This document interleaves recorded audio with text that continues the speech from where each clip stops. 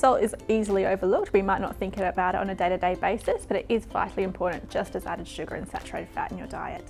There's lots of research to show that Australians are eating too much salt, and that includes adults and children. So we need some salt in our diet, but we get enough salt just from whole, healthy foods. So all food, majority of food would contain a little bit of salt. So even fruit and veg, lean meat, they all have a little bit of salt or sodium in them. It's actually the processed foods where we get the majority of our salt at the moment.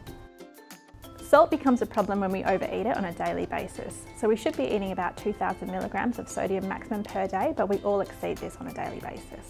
And when it leads to high blood pressure, that's when it becomes a problem. So once we know we need to look at salt in the foods that we're eating, and particularly the processed foods, when we go to the supermarket, we can either A, avoid these foods, or B, we can start to look at the packaging. So when we're looking at the nutrition information panel, it's really important to look at per 100 grams, so then all food is being compared the same. And the way that salt is written in nutrition information panel, it's sodium. So we know that 1 gram of salt is equal to 400 milligrams of sodium, when we're always looking at per 100 grams.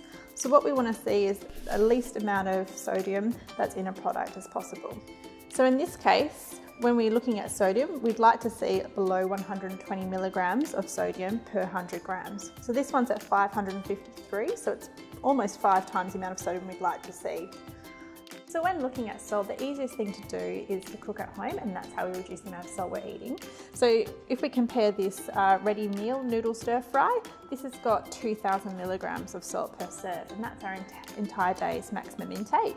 Whereas we could make a noodle stir fry at home with a recipe such as this one, and it's only got 704 milligrams of sodium. So you can easily see by cooking at home using fresh herbs and spices and flavourings, we're going to get a far less amount of sodium.